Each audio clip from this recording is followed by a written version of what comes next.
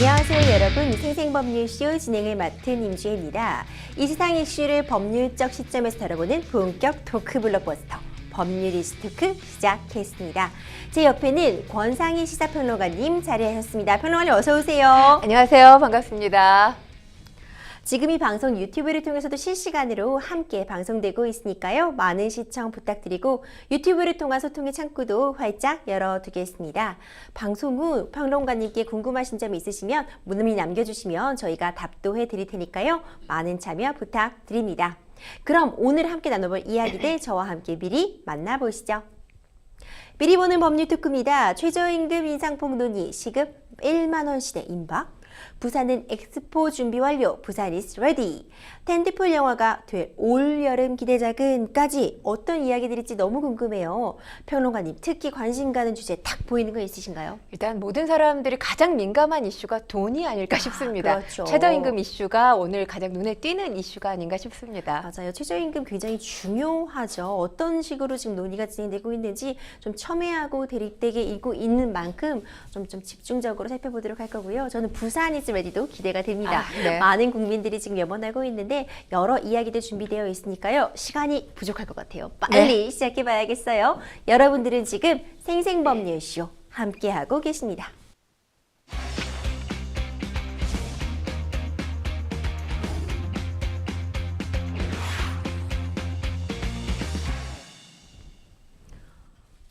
법률 이슈 토크 본격적으로 시작합니다. 첫 번째 이슈 바로 만나보죠.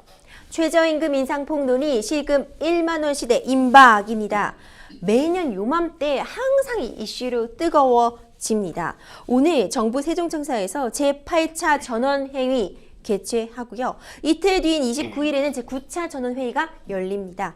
올해도 역시 매년 그랬지만 노동계와 경영계 입장이 좀 첨예하게 대립하고 있는 것 같아요. 네, 그렇습니다. 일단 접점을 아직까지는 찾지 못한 상황이에요. 노동계, 경영계 입장 각각 전해드리면 노동계 같은 경우는 지금 시급이죠. 시급으로 말씀을 드려야 되겠어요. 12,210원을 요구하고 있습니다. 그러니까 현재 최저시급이 9,620원이잖아요. 네. 이것과 비교해 봤을 때 26.9% 꽤 급상승한 최저시급을 요구하고 있는 그런 상황입니다. 경영계 같은 경우는 오늘 열리는 8차 전원회의에서 동결을 주장할 것으로 예상이 되고 있습니다. 왜냐하면 구분 적용이 일단 무산된 상황이기 때문에 이 내년 최저임금 반드시 현재 최저임금 수준을 감당하지 못하는 어려운 업종이 기준이 돼야 된다라고 했던 게 바로 7차 전원회의 종료 후에 사용자 위원들이 냈던 입장이에요. 그러니까 이 입장에서 커다란 변화가 지금 없다면 동결을 주장할 가능성이 훨씬 큰 겁니다.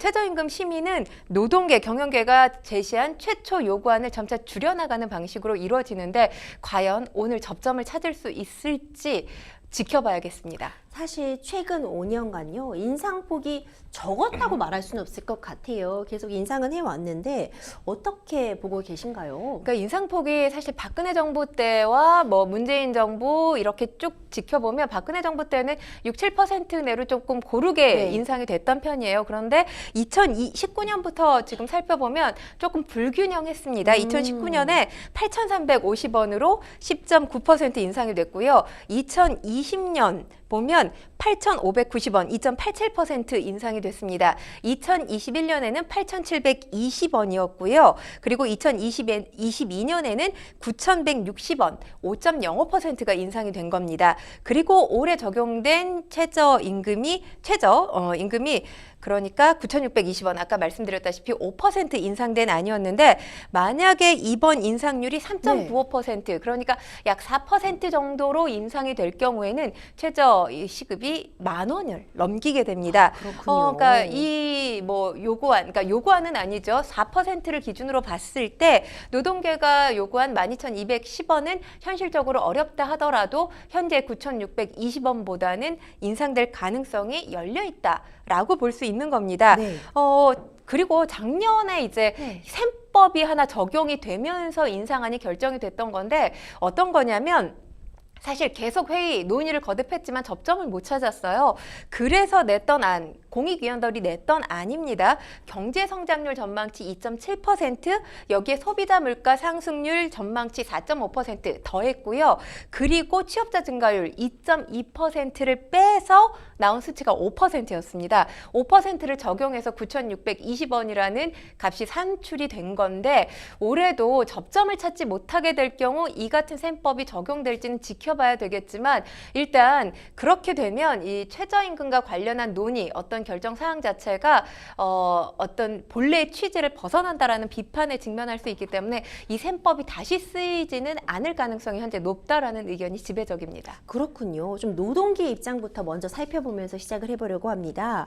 4월부터 일찌감치 좀 기자회견을 통해서요. 내년도 최저임금 앞서 말씀 주신 것처럼 12,000원으로 해야 된다 이렇게 입장을 밝히셨잖아요. 네, 일단 여기에는 이제 당위성 지금 주장을 하고 있는 이유를 말씀을 드리면 지금 물가 인상 여러 가지 경제 지표를 고려해 봤을 때 3월 발표한 시급 12,000원, 월 250만 원도 부족하다는 거죠. 내년도 적정 생계비 그리고 평균 가구 소득 원수, 근로소득 충족률 등을 기초로 해서 산정했다고 지금 밝히고 있는 상황입니다. 특히 이 최저임금 심의의 기초가 되는 비혼 단신 근로자 실태 생계비 대신에 가구 생계비가 돼야 한다. 이렇게 지금 노동계는 주장하고 있습니다. 그렇군요. 한국노총은요. 최저임금 대폭 인상 주장을 하면서요. 천막농성에 들어가기까지 했잖아요. 네, 그러니까 지금 한국노총이 주장하고 있는 목소리를 좀 전해드리면 사용자위원회 해마다 이 최저임금 동결을 주장해 왔다는 거죠. 올해도 동결 내지는 삭감까지 주장할 가능성도 배제할 수 없다라고 하면서 이건 최저임금 어떤 취지를 망각하는 행위다 이렇게 강도 높은 비판을 내놨습니다. 그리고 지금 해가 바뀌어도 어쨌든 지금 경영자 측에서 가장 많이 목소리를 내고 있는 게 자영업자, 소상공인이 어렵다 이 목소리거든요. 근데 그 이유가 최저임금 때문에 어렵다는 게 아니라는 거죠. 노동계의 목소리입니다. 소상공인이 어려운 진짜 이유는 높은 임대료 그리고 원, 하청 간의 불공정 거래, 대기업의 갑질 횡포가 기본적인 원인이 되고 있다라는 게 지금 노동계가 천막농성에 들어간 이유 가운데 하나입니다. 그렇군요. 이 최저임금위원회 근로자위원 관련 이슈가 있기도 했었잖아요. 근로자위원 위촉을 촉구하고 있다면서요? 그런데 지금 고용노동부가 거부하고 있는 그런 상황입니다. 지금 사실 노정 간의 갈등이 어느 때보다도 최고조라고 볼 수 있는 그런 상황인데요. 일단 최저임금위원회 구성이 어떻게 되냐면 네. 근로자위원, 사용자위원, 그리고 공익위원 이렇게 각각 9명씩 27명으로 구성이 되어 있습니다. 동수로 구성이 되어 있는 건데 현재 상황을 보면 김준영 근로자위원이 지금 구속됐어요. 그리고 구속에 따라 정부가 해촉을 한 상황입니다. 그렇기 때문에 이 어떤 노사 동수 원칙이 깨진 채로 심의가 진행돼 있고 이에 관련해서 지금 노동계가 불만을 강하게 표출하고 있습니다. 그리고 지금 김준영 위원 대신해서 한국노총이 추천한 김만재 금속노련 위원장 위촉 역시 지금 고용노동부가 공동정범이라는 이유로 거부한 그런 상황입니다. 그렇군요. 사실 요즘 물가가 정말 많이 올랐잖아요. 생활 물가는 물론이고요. 전기요금도 인상이 됐고 월급 빼고 다 오른다. 맞아요. 이런 얘기가 나올 수밖에 없는 그런 상황인 네. 것 같아요. 때문인지 직장인들도 이거 생활비가 정말 많이 든다고 하면서 이제 최저임금 인상에 대해서 공감하는 분들도 또 많다는 얘기 들었거든요. 네, 그렇습니다. 관련해서 직장인 1,000명을 대상으로 설문조사한 결과를 좀 말씀을 드리면 내년도 최저시급 11,000원은 돼야 된다. 이 의견이 가장 많이 나왔거든요. 77%가 넘는 그러니까 응답자의 4명 가운데 3명이 이렇게 응답을 한 셈인데 뭐 지금 11,000원을 이야기한 직장인들 목소리를 보면 노동계가 요구한 안보다는 적은 금액이지만 현재 최저시급보다는 많은 금액입니다.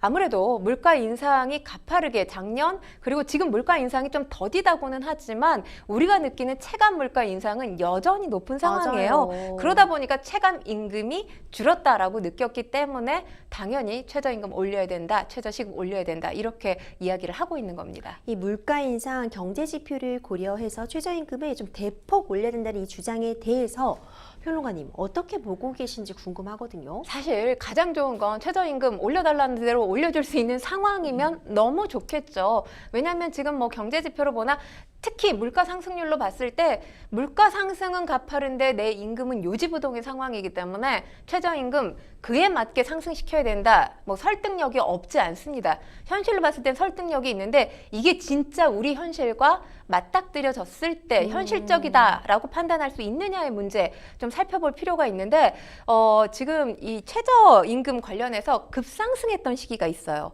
문재인 정부 때 최저임금 10,000원을 약속을 하지 않았습니까? 물론 그때 지켜지지는 않았습니다. 네. 2018년에 16.4% 인상을 했고요. 그리고 이어서 2019년에 10.9% 인상을 했습니다. 그러니까 두 해 동안 거의 한 30% 가깝게 최저임금이 인상이 됐던 거거든요.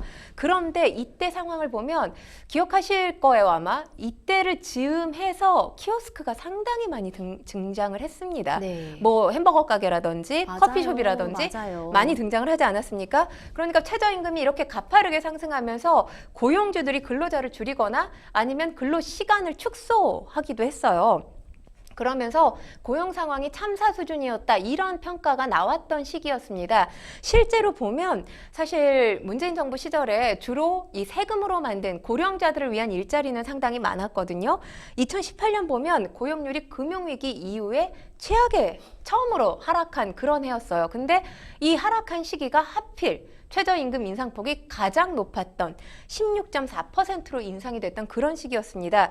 근데 중요한 건 최저임금이라는 원래 취지라는 게 말 그대로 저소득층 안정되게 생활하기 위해서 최저임금 제도라는 걸 만든 거 아닙니까? 그렇죠. 근데 이렇게 보면 고용주가 최저임금 때문에 일자리를 줄이게 되면 결과적으로 피해를 보는 건 저소득층이 돼요. 일자리가 없다 보면 소득이 감소할 수밖에 없는 거죠. 분배 구조가 오히려 악화되기 때문에 사실 지금 경제 지표 그리고 어떤 물가 상승률에 따라서 올려야 된다.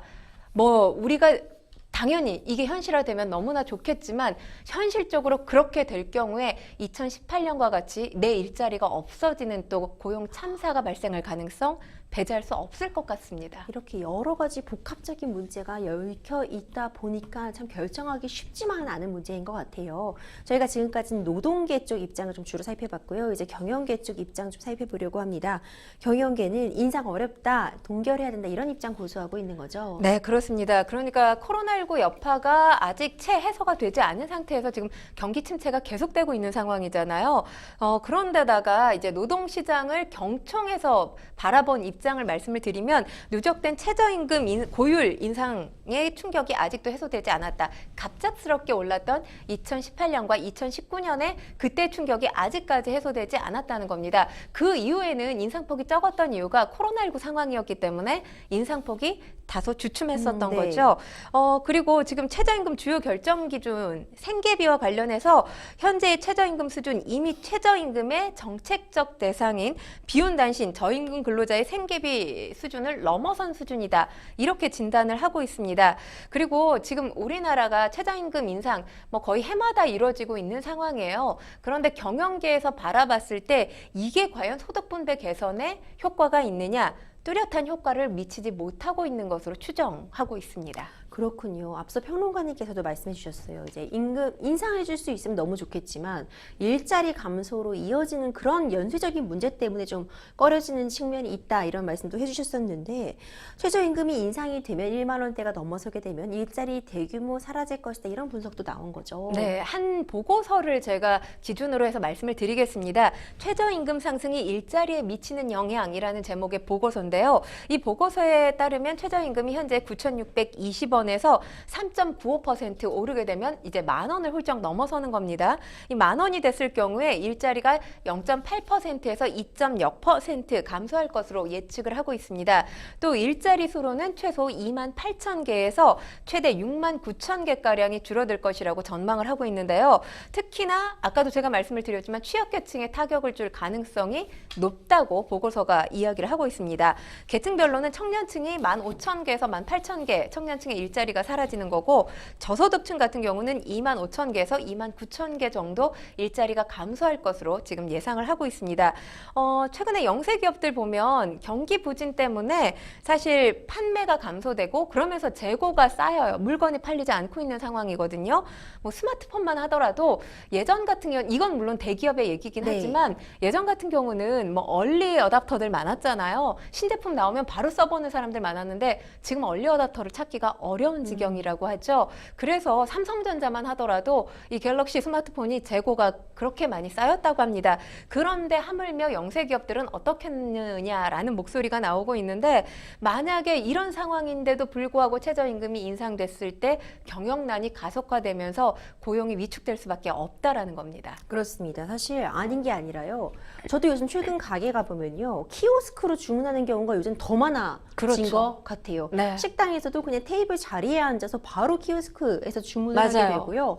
또 이 동네에 보면은 문방구가 다 무인 문방구로 바뀌어서 맞아요. 이제 직접 사람을 대면하는 게 아니라 아이들도 자연스럽게 키오스크에서 주문해서 준비물을 사가는 그런 시대가 왔더라고요. 근데 이렇게 막 뒤에 줄 서 있고 하면은 저도 아직 그래도 젊다고 하는 저도 네. 키오스크에서 버벅거리거든요. 평론가님 어떠세요? 예전에 키오스크가 이제 등장한 지 얼마 되지 않았을 땐 정말 난감했어요. 게다가 제가 얼리 어답터가 절대 아니거든요. 네. 그러다 보니까 누르면 뒤에 분들 이렇게 줄이 늘어나잖아요. 네, 그럴 때 그거 더 보면 손이 더 버벅거려요. 진땀 나면서 먼저 하실래요? 아, 이러고 저 맞아요. 그냥 맨 뒤로 가고 이랬던 경험이 몇 번 있었는데 지금 사실 사람의 일자리를 대신해서 키오스크가 대체하고 있는 그런 상황입니다. 특히나 인건비가 부담스러워서 주 7일을 말 그대로 이 자영업자가 나와서 가게를 지키는 경우가 상당히 많다고 하죠. 그리고 변호사님께서 말씀하셨지만 무인 점포가 코로나 상황에 급속도로 늘어났어요. 그러니까 물론 비대면인 조건이었기 때문에 무인 점포가 각광을 받기도 했지만 가장 주된 원인은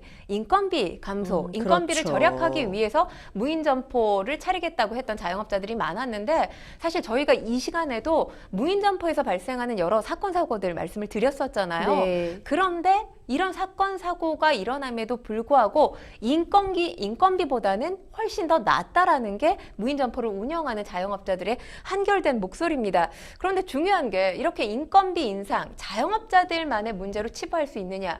그렇지가 않아요. 인건비가 인상되면 그걸 자영업자들이 어디서 충족할까요? 결국엔 소비자 물가 부담으로 충족할 수밖에 없습니다. 그렇죠. 그러니까 뭐 어떤 이 주점 같은 경우는 이미 소주값을 6,500원 받는 주점도 있다고 해요. 그러니까 인건비가 계속해서 올라가고 있기 때문에 내년도 메뉴 인상까지 고민하고 있다. 메뉴 가격 인상까지 고민하고 있다. 이런 목소리가 지금 현실적으로 들리고 있거든요. 그러니까 인건비의 문제는 결국 소비자의 문제, 소비자의 물가 부담 문제로 전가될 수밖에 없다라는 게 지금 또 자영업자들이 내고 있는 목소리 가운데 하나입니다. 사실 이 코로나19 지나면서요, 소상공인 분들의 피해가 정말 극심했거든요. 이 최저임금 인상으로 사실 사용자 입장, 경영자 입장에서는 부담스럽긴 충분히 할 것 같아요. 실제로 최저임금이 인상되면 고용 위축 효과 가져올 것이다. 평론가님은 어떻게 보고 계세요?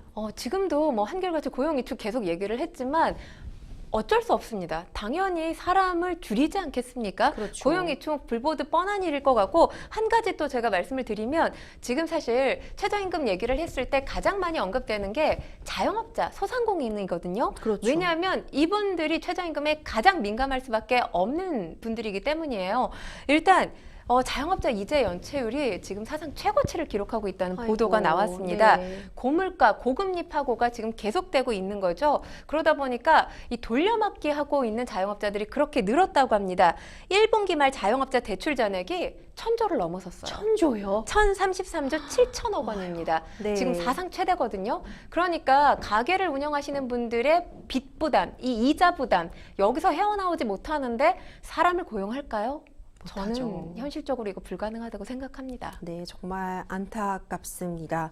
게다가 항상 이 최저임금 이슈에서 함께 얘기되는 것이 있죠. 업종별 차등 전용 문제를 또 빼놓을 수가 없을 것 같은데 내년에도 최저임금이 업종별 구분 없이 동일하게 적용되는 것으로 결론이 난 건가요? 네, 경영계가 업종별 구분하자, 차등 적용하자 이렇게 주장을 했는데 노동계는 강력하게 반대를 했죠. 결국에는 노동계 뜻이 받아들여진 거라고 볼 수 있습니다. 그러니까 노동계, 경영계 팽팽히 맞섰는데 지금 주로 학자들로 이루어진 공익위원들 아무래도 반대표를 좀 더 많이 던진 것으로 보여집니다. 아까도 제가 언급해 드렸지만 지금 이 업종별로 차등 적용하자 이 안이 지금 경영계가 주장을 했는데 부결이 되면서 구분 적용이 무산된 이상 내년도 최저임금 반드시 현재 최저임금 수준을 감당하지 못하는 업종이 기준이 돼야 된다 이렇게 주장을 하고 있습니다. 그렇군요. 그런데 이제 이 최저임금법에 의하면 사업 종류별로 사실 구분해서 정할 수 있긴 되어 있거든요. 맞아요. 변호사님 이거 좀 자세히 설명을 해주세요. 사실 1988년도에 최저임금제라는 게 도입이 됐잖아요. 이때 사실 업종별로 차등 구분이 되기는 했었습니다. 근데 한 해 그렇게 되고 나서는 다시 지금 일률적으로 이 금액이 정해지면 모든 업종에서 같은 금액 지급이 돼야 되는 상황이거든요. 맞아요. 근데 이게 관련 법에는 사실 근거가 있기는 합니다. 이제 최저임금법 4조를 보면요. 이런 표현이 나와 있어요. 최저임금은 근로자의 생계비, 유사 근로자의 임금, 노동, 생산성, 소득 분배 등을 고려해서 정해야 되는데 이 경우 사업의 종류별로 구분하여 정할 수 있다라고 되어 있습니다. 그런데 이제 최저임금이라는 그 말 자체의 뜻을 좀 살펴보면 근로자의 생존 및 삶의 질 향상에 반드시 필요한 최소한의 임금이라는 뜻이 함축이 되어 있는 거거든요. 그러다 보니까 어디에서 누구든 어떤 일을 하든 우리나라 근로자인 한 이만큼 이 최저임금은 보장받아야 한다라는 그런 최소한의 임금은 차별 없이 적어도 차별 없이 규정돼야 된다는 내용이 제도의 취지에 비합한다고 봐서 이제 거듭 이렇게 동일하게 업종별 차등 없이 적용되고 있는 것으로 좀 판단이 되고 있어요. 이 최저임금 논쟁이 정말 불붙고 있는 가운데 공무원들도 가세했다고 하는데 이거 무슨 내용이죠? 일단 지금 공무원들 월급이 상당히 적습니다. 9급 1호봉 기본급이 최저임금 이하로 떨어진 것은 물론이고요. 이제 수당까지 합친 이 세전 월급마저 최저임금에 근접하는 수준으로 떨어졌기 때문에 지금 뭐 이 논쟁에 공무원들 가담할 수밖에 없어 보입니다. 일단 올해 9급 1호봉 공무원의 보수를 말씀을 드리면 기본급이 177만 800원이에요. 그리고 월봉으로 환산한 최저임금 201만 580원에 비해서 24만 원가량 적습니다. 그리고 여기에 이제 정액급식비 14만 원, 또 직급보조비 17만 5천 원, 이 둘을 합친다 해도 월봉이 208만 5,800원. 최저임금보다 7만 원 정도 더 많은 수준에 불과합니다. 소득세, 건보료 이런 세금 공제하기 전, 그러니까 세전 월급이에요. 그러니까 세금까지 세전 월급이니까 세후 월급은 더 줄어들 수밖에 그렇죠. 없는 거죠.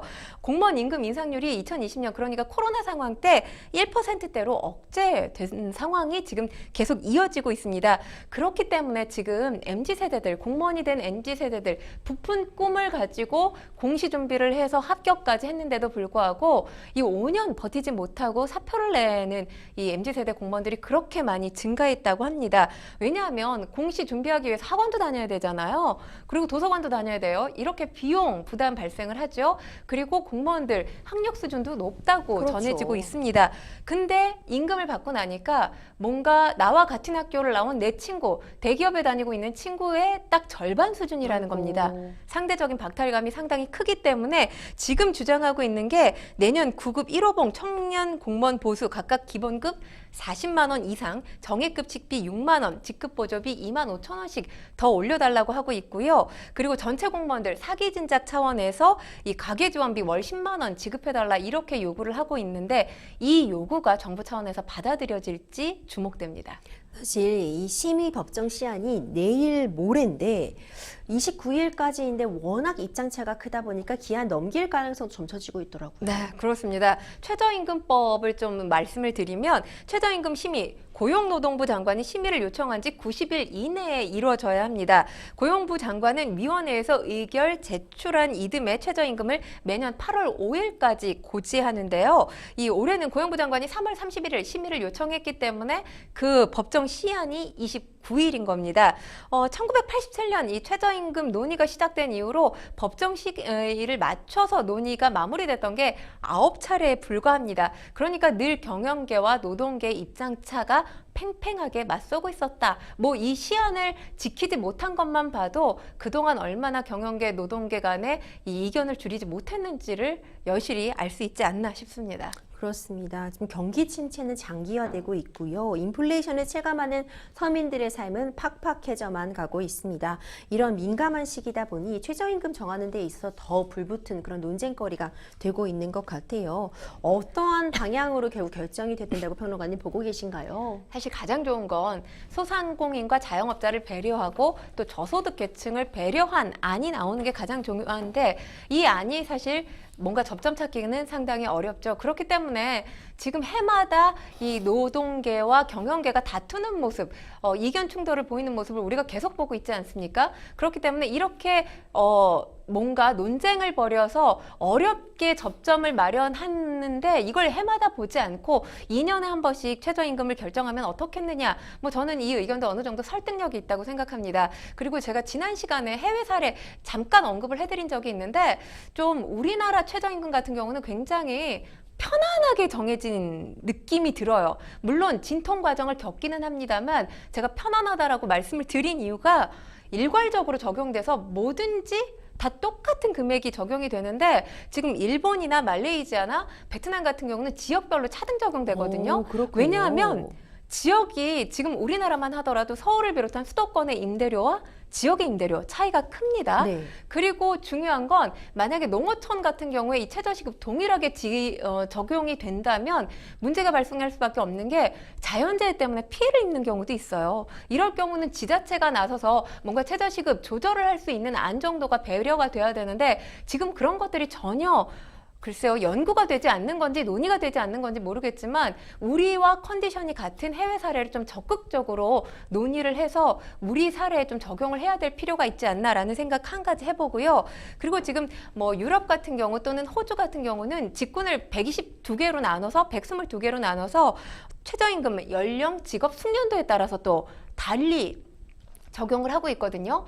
그러니까 어떻게 보면 지금 숙련도라는 측면에서 봤을 때 내가 아르바이트 경험이 전혀 없는 사람과 이 업종에서의 아르바이트 경험만 5년, 10년 한 사람의 숙련도는 다를 거 아니에요. 근데 같은 최저임금이 적용된다는 것도 저는 형평성에 위배된다고 생각하거든요. 이런 부분에 어떤 세심한 고민이 좀 이루어져야 되지 않을까 생각합니다. 네, 이 첨예한 대립이 되고 있는 만큼 좀 더 충분한 논의가 있어야 될 것 같고요. 최대한 좀 잘 조율해서 결정이 나기를 저희도 기대해 보겠습니다. 첫 번째 법률리스트 토크 여기까지 만나보겠습니다. 여러분들은 지금 생생법률쇼 함께하고 계십니다.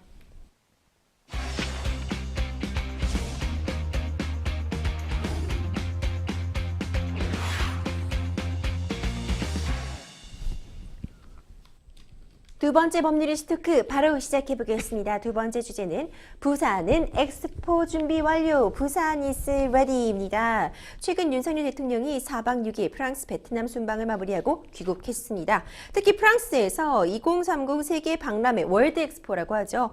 부산 유치를 위한 세이지 주력한 점이 굉장히 많이 회자가 되고 있는데요. 직접 PT 연설을 나섰죠. 네, 그렇습니다. 영어로 PT를 하는 모습 참 인상적이었는데 뭐 이 PT에 총력전을 기울였다고 하죠. 윤 대통령이 연설을 통해서 BI 회원국에 전달한 메시지 뭐 요약을 하면 미래, 약속, 보답, 연대라고 할 수 있습니다. 이번 PT에는 윤 대통령뿐만 아니라 이 또 우리나라 네. K-팝의 원조 스타라고 할 수 있는 사람이 바로 가수 싸이 씨죠. 싸이 씨를 비롯해서 또 진양교 홍익대 교수 그리고 이 소외 아동들을 위한 앱을 개발했죠. 이수인 에누마 대표가 참여를 했고요. 세계적인 건축 거장인 도미니크 페로 또 소프라노 조수미 씨도 영상을 통해서 등장을 했습니다. 뭐 앞서 부산 is ready라는 말씀 우리 변호사님이 해주셨는데 부산 이미 준비됐다라는 거죠. 이거 자체가 이 한 문장 자체가 부산 엑스포 유치에 대한 자신감을 표현했다. 이런 평가가 뒤따르고 있습니다. 이 윤 대통령은 이 PT에 앞서서 두 번이나 리허설을 진행했다고 해요. 이제 완벽한 연설 준비에 박차를 가했다 이렇게 전해지더라고요. 그만큼 신경을 많이 썼다는 건데요.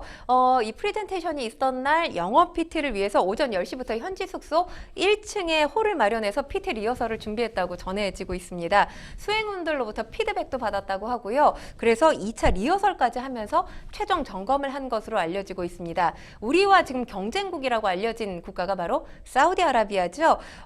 윤 대통령이 4차 PT에 참석하겠다 이 사실이 알려진 직후에 빈살만 이 왕세자 예정에 없던 파리행을 결정지으면서 파리에 나타난 모습도 또 포착이 됐습니다. 또 가수 싸이도 직접 연설에 나섰더라고요. 10년 전 싸이의 강남 스타일이 세계를 휩쓸었었고 최근 BTS와 오징어 게임 등 한국의 문화가 사랑받는 점을 굉장히 또 강조를 했잖아요. 특히 선글라스 딱 끼고 내가 못 알아볼까 봐 선글라스 준비했다 이런 싸이의 재미있는 재치 있는 멘트도 인상적이었거든요. 네, 맞아요. 이 싸이시 하면 이 선글라스가 본인을 빼놓을 수 없는 상징적인 어떤 시그니처 액세서리 패션이라고 할 수 있는데요. 2012년 에펠탑 앞에서 무려 2만 명이나 모여서 강남스타일 플래시몹을 또 연출했던 적이 있었습니다. 이 기억, 이 영상을 보여주면서 또 이 PT에 나서기도 했는데요. 그러면서 우리 이 K 콘텐츠, 우수한 K 콘텐츠죠. 오징어 게임 그리고 기생충을 예로 들기도 했습니다. 뭐 오징어 게임이나 기생충 같은 경우는 뭐 세계인들에게 굉장히 큰 반향을 일으켰던 우리 콘텐츠이기 때문에 우리 문화의 우수성을 다시 한번 입증해주기 위해서 이렇게 K 콘텐츠로 언급을 한 것 같은데 중요한 건 지금 이 기생충과 오징어 게임 예를 들면서 했던 이 PT 내용이 비빔밥처럼 다른 장르를 혼합하고 독특한 것을 만드는 걸 좋아한다. 왜 사실 월드 엑스포 하면은 경제, 문화 올림픽으로 알려져 있잖아요. 일단 우리가 문화 강국이라는 걸 증명하기 위해서, 입증하기 위해서 또 이런 PT 또 설명을 하지 않았나 싶습니다. 그렇군요. 그런데 윤 대통령이 행사장에 늦게 도착했다 이런 또 뉴스가 퍼졌었는데 사실과는 다른 내용이었다면서요? 일단 뭐 명확하게 팩트부터 말씀드리면 가짜 뉴스고요. 뭐 어느 정도 해프닝이 있었던 것으로 지금 전해지고 네. 있습니다. 한국 대표단이 애초에 사우디아라비아에 이어서 엑스포 유치를 위한 PT에 나서기로 예정돼 있었다는 게 대통령실의 설명인데요. 그런데 중요한 게 이제 윤 대통령이 총회 행사장에 입장하기 전에 이 부산 엑스포 홍보 영상이 미리 상영이 된 거죠. 현장 돌발 상황이었던 건데 이게 이제 해프닝이었던 겁니다. 그러면서 이 BI 측 사회자가 사우디 발표 뒤에 이제 다음 대표단 발표에 앞서서 기술적인 조정을 위해서 몇 분만 기다려주시면 감사하겠다. 이렇게 멘트를 네. 했어요. 그런데 윤 대통령을 비롯한 한국 대표단이 미리 자리에 이제 착석하기도 전에 무대 전면에 이 부산 엑스포 홍보 영상이 1분가량 나왔던 거죠. 상영되는 일이 발생을 한 거죠. 그러니까 영상은 상영되고 있는데 우리 대표단은 어디 있는 거야? 이런 논란이 불거지면서 지각한 거 아니냐 이렇게 이제 가짜 뉴스가 퍼지기 시작한 건데 영상이 돌아가면서 사회자가 팔을 휘젓는 모습도 또 포착이 되기도 했습니다. 그러니까 영상이 사회자 목소리에 따르면 영상이 본인 신호를 주기 전에 시작돼 버렸다는 거죠. 그러니까 본인이 신호를 줬을 때 시작됐어야 되는데 영상이 신호 주기 전에 먼저 시작이 됐고 그리고 나서 이제 한국 대표단이 입장하고 있다 이런 안내 방송을 하기도 했습니다. 윤 대통령이 행사장에 미리 도착을 해서 사우디아라비아 측의 PT 이 설명 내용을 다 보고 있었다고 합니다. 그런데 대기실에서 보고 있었다는 거죠. 왜냐하면 경쟁국 발표 직접 참관하지 않는 게 관례라고 합니다.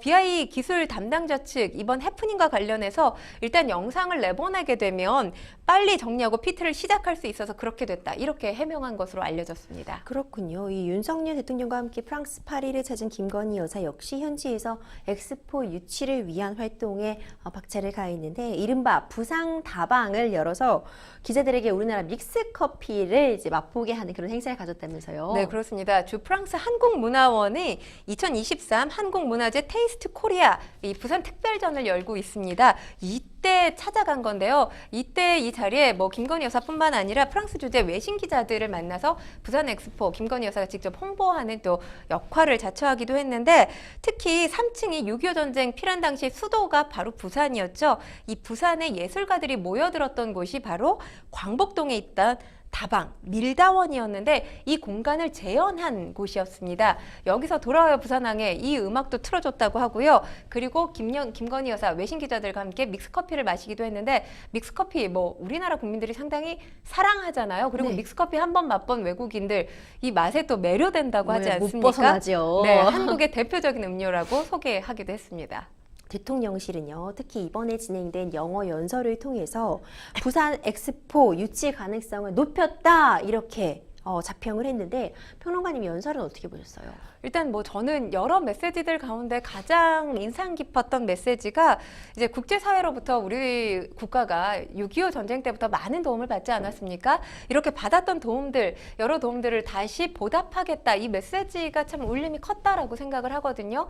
세계인들에게 아마도 이제 공감대를 얻지 않았을까라는 생각을 하면서 봤는데 뭐 대통령실의 이런 자평뿐만 아니라 여야가 지금 첨예하게 대립한 지 꽤 오래됐습니다. 이런 상황 속에서도 야권에서도 윤 대통령의 PT에 대해서 이 호평하는 반응이 나왔습니다. 이 민주당 중진 의원이죠. 의원식 의원 같은 경우는 한 라디오 프로그램에 출연해서 잘한 건 잘했다고 평가해야 된다. 이렇게 또 이야기를 하기도 했습니다. 그렇군요. 사실 이 2030 엑스포를 놓고 우리나라뿐만 아니라 사우디와 이탈리아가 사실상 각축을 벌이고 있다고 평가를 받고 있거든요. 특히 이번 국제 박람 기구에서 왕실 구성원들이 발표자로 나서서 또 굉장히 눈길을 끊었습니다. 사우디가 특히 이 오일 머니를 앞세워 굉장히 공을 들이고 있다고 하더라고요. 그러니까 사우디가 이렇게 엑스포 유치 전에 뛰어들어서 우리가 꼭 이 엑스포 유치하고 말 거야. 이렇게 지금 경쟁에 뭐 열이 올랐다라고 얘기해야 되겠죠. 열이 오른 이유, 뭐 그 배경에는 당연히 미스터 에브리띵이라고 불리는 이 무하마드 왕세자가 있습니다. 엑스포 역시 이 무하마드 왕세자가 직접 진두지휘하고 있는 것으로 전해지고 있는데요. 뭐 다만 윤 대통령과 같이 직접 PT에 참여하지는 않았습니다. 하지만 무대가 아닌 무대 뒤에서 마크롱 프랑스 대통령과 만나면서 이른바 행사장 밖에서 고공 플레이어로서 역할을 톡톡히 했다는 후문이 들리고 있는데요.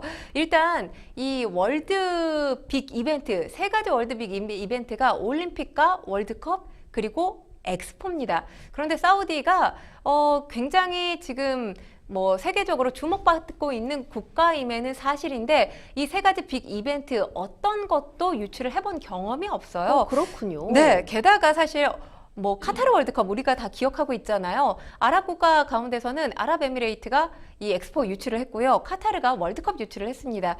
그런 측면에서 봤을 때 사우디의 부러움이 어느 때보다 클 수밖에 없다라는 생각이 들어요. 그리고 이렇게 국제사회가 주목을 받고 있을 때 이 어떤 확장성을 더 키워나갈 필요가 무하마드 왕세자에게는 있지 않을까라는 생각도 해봅니다. 그리고 아랍 국가들, 이 사우디가 아닌 아랍에미레이트, 카타르가 이렇게 월드빅 이벤트를 개최했는데 아직까지 우리 국가는 이 빅 이벤트의 주인공이 되지 못했다는 것, 이 역시 무하마드 왕세자를 자극한 게 아닐까라는 분석도 가능해 보입니다.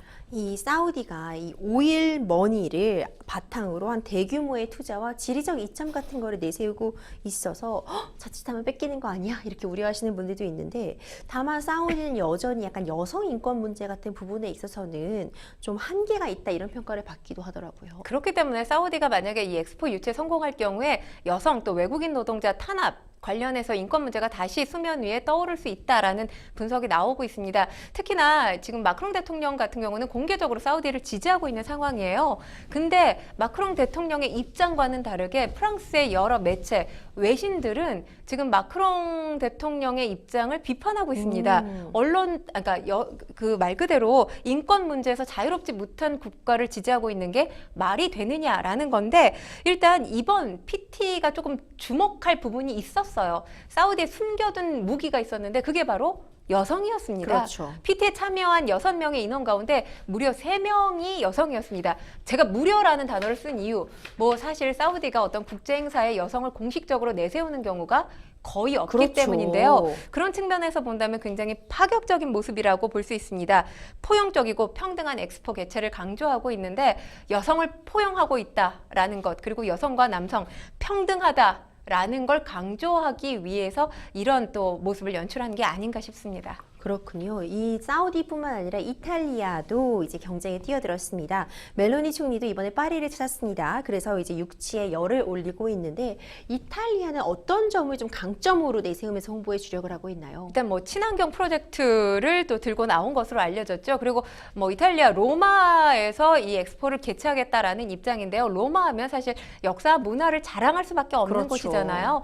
역사의 어떤 강점을 PT에서 주로 이렇게 내세우는 내세운 것으로 알려지고 있습니다. 그리고 인권과 포용을 또 전면에 내세웠다고 하는데요. 인권과 포용을 내세운 이유, 지금 뭐 사우디를 지지하는 나라들이 많기 때문에 사우디와 차별화된 지점을 보이기 위해서 인권과 포용 이 키워드를 내세운 게 아닌가 싶고요. 그리고 또 눈에 띄는 게 있습니다. 러셀 크로우, 오스카상을 수상한 네. 월드 배우잖아요. 러셀 크로우가 지원 사격에 나선 모습도 상당히 인상적이었습니다. 러셀 크로우 막강한데요.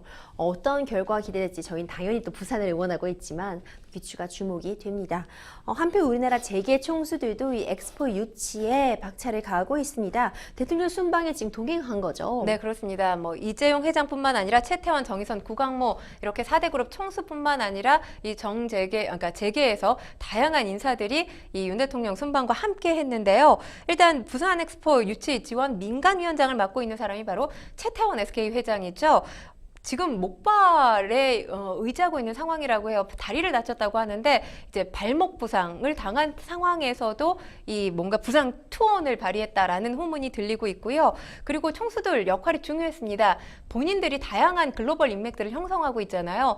이 인맥들을 이용해서 다양한 인사들을 만나서 부산 엑스포 유치 열심히 이 지지를 호소한 것으로 전해지고 있습니다. 또 이 PT장의 모습을 드러낸 모습도 인상적이었는데 관중석에서 힘을 실어주는 역할도 했습니다. 이 정부는 물론 그룹 총수들까지 나서다 보니 와 정말 제대로 열심히 하려고 노력하고 있다는 생각이 드는데 사실 엑스포 유치로 인한 경제 효과가 어마어마하다고들 하더라고요. 네, 그렇습니다. 경제 파급 효과가 생산 유발 효과 43조 원이고요. 또 부가가치 유발 효과 18조 원, 총 61조 원 이상입니다. 취업 유발 효과, 그러니까 일자리가 또 중요한 거죠. 일자리 50만 개 이상 창출될 것으로 보이고 있습니다. 그리고 우리가 이 월드 엑스포를 유치하게 되면 월드컵, 올림픽 다 유치했잖아요. 세계에서 7번째로 월드빅 이벤트 3가지 모두 다 유치한 네. 국가가 됩니다. 그런 차원에서 뭐 국가 브랜드 이미지 더욱더 상승할 수밖에 없는 거겠죠.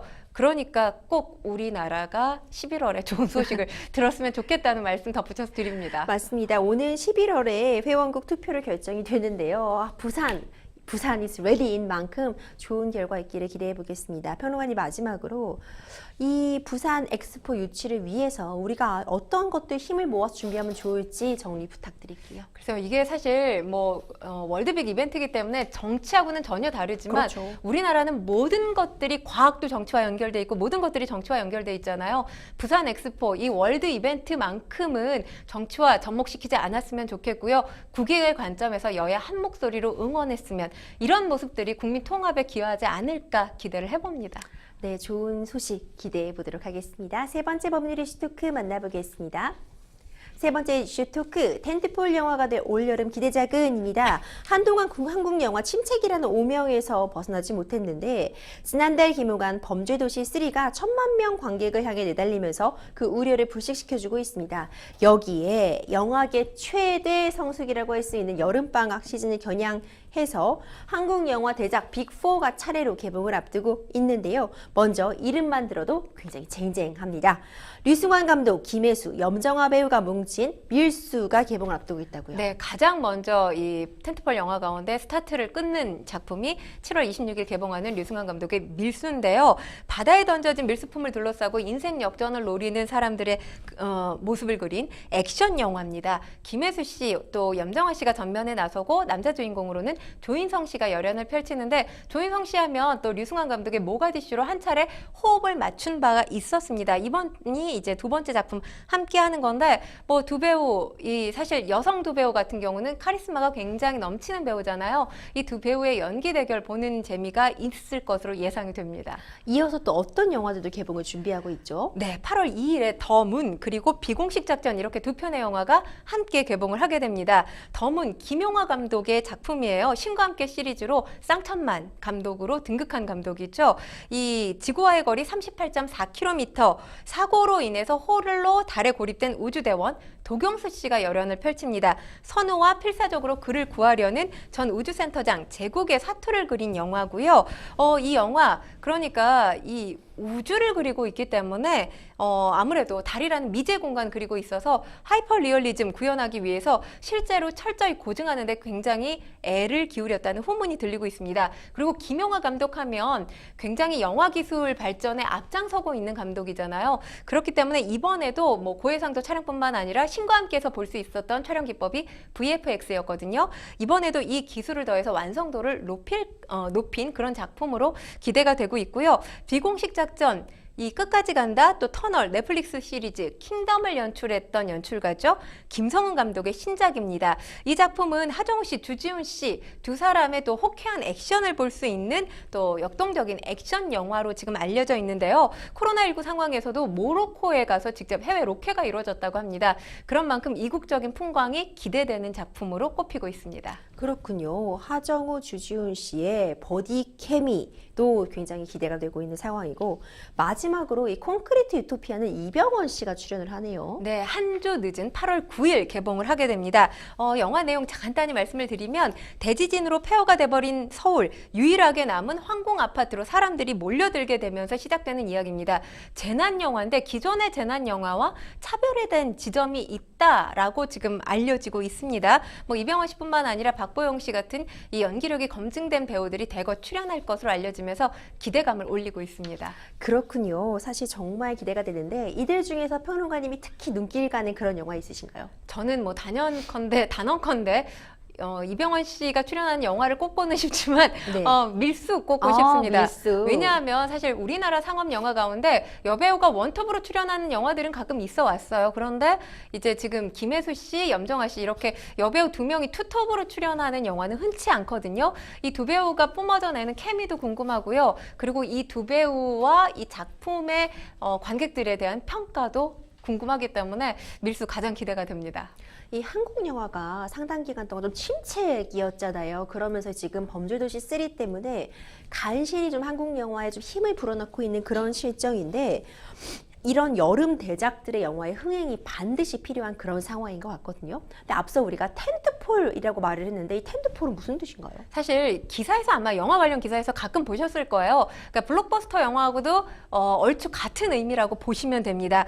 이 텐트를 세울 때 지지대 역할을 하는 기둥을 뜻하는 그러니까 영화로 보면 흥행 성공을 보장해 줄 수 있는 지지대 역할을 해줄 작품을 텐트폴 영화라고 하는데 여기에는 요건이 있습니다. 뭐 유명 감독, 배우, 거대 자본이 투입돼야 돼요. 그러니까 흥행 공식에 맞춰서 이렇게 제작이 되는데 연휴, 방학 이런 성수기 때 뭐 거대 자본이 투입된 블록버스터 영화들 개봉을 하잖아요. 이런 영화들이나 요즘 또 사랑받고 있는 프랜차이즈 영화들이 여기에 속한다고 볼 수 있습니다. 텐트폴 영화가 근데 흥행을 한다는 긍정 효과만 있는 건 아닙니다. 왜냐하면 흥행이 어느 정도 보장됐기 때문에 이 스크린 독과점 논란 항상 시달리고 있고요. 그러다 보니 영화의 다양성을 침해하고 있다. 이런 목소리도 나오고 있습니다. 맞습니다. 사실 이 텐트폴 영화 라인업들이 지금 줄줄이 공개가 되고 있는데 과연 우리 가뭄과 같은 한국 영화 흥행의 그 물꼬를 시원하게 터줄 수 있을지 기대가 됩니다.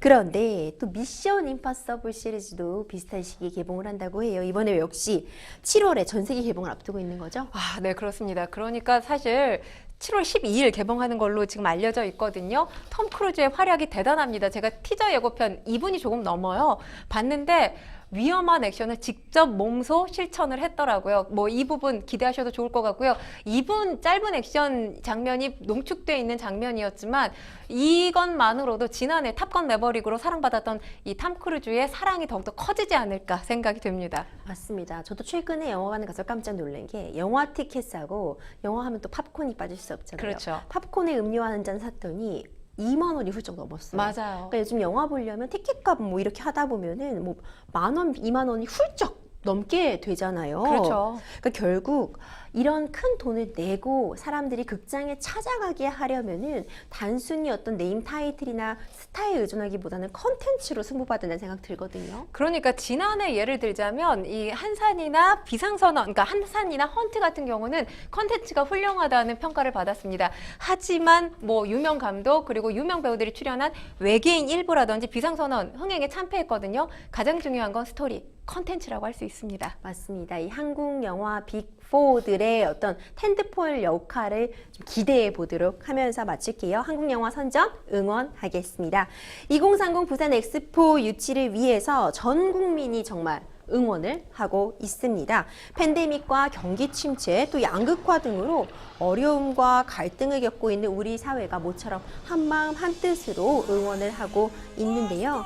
오늘 11월 총회에서도 멋진 프레젠테이션과 함께 투표를 통해 좋은 소식 기대해 보도록 하겠습니다.